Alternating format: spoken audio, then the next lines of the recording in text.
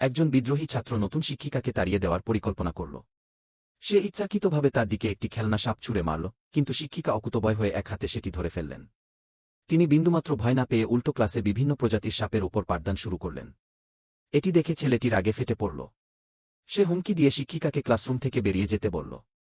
সবাই ভেবেছিল শিক্ষিকা হয়তো ভয় পাবেন, কিন্তু তিনি উল্টো ছেলেটির কবজি চেপে ধরলেন এবং তাকে মাটিতে আছাড় দিলেন। বিদ্রোহী ছাত্ররা ভয়ে পাথর হয়ে গেল। শিক্ষিকা ক্লাস থেকে বেরিয়ে যাওয়ার পর ছেলেটি শপথ করল যে সে তাকে স্কুল থেকে বের করেই ছাড়বে। সে একটি কেক জোগাড় করল এবং তাতে প্রচুর পরিমাণে মরিচের গুঁড়ো মিশিয়ে দিল। শিক্ষিকা যখন পুনরায় ক্লাসে ফিরলেন, ছেলেটি কেক হাতে পোডিয়ামের কাছে এগিয়ে গেল। সে ক্ষমা চাওয়ার ভান করল এবং তাকে উপহারটি গ্রহণ করার জন্য অনুরোধ করল।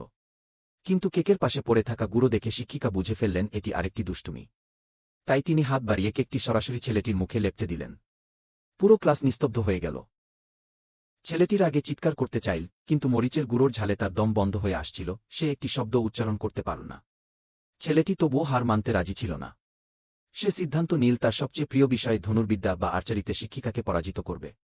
ক্লাস চলাকালীন শিক্ষিকা যখন ধনুর্বিদ্যা নিয়ে আলোচনা করছিলেন, ছেলেটি তাকে চ্যালেঞ্জ ছুড়ে দিয়ে দাবি করল যে তিনি আসলে তীর ছুড়তেই জানেন না। অন্য ছাত্ররাও তার কথা শুনে সন্দেহ করতে শুরু করল। ঠিক তখনই ছেলেটি একটি প্রতিযোগিতার প্রস্তাব দিল। শিক্ষিকা কোনো দ্বিধা ছাড়াই রাজি হয়ে গেলেন। তিনি পাশে গিয়ে একটি ধনুক তুলে নিলেন। ছেলেটি খেয়াল করল তিনি একটি 9 পাথর ওজনের শক্তিশালী ধনুক বেছে নিয়েছেন, যা স্কুলের কেউ টেনে ধরতেই পারত না।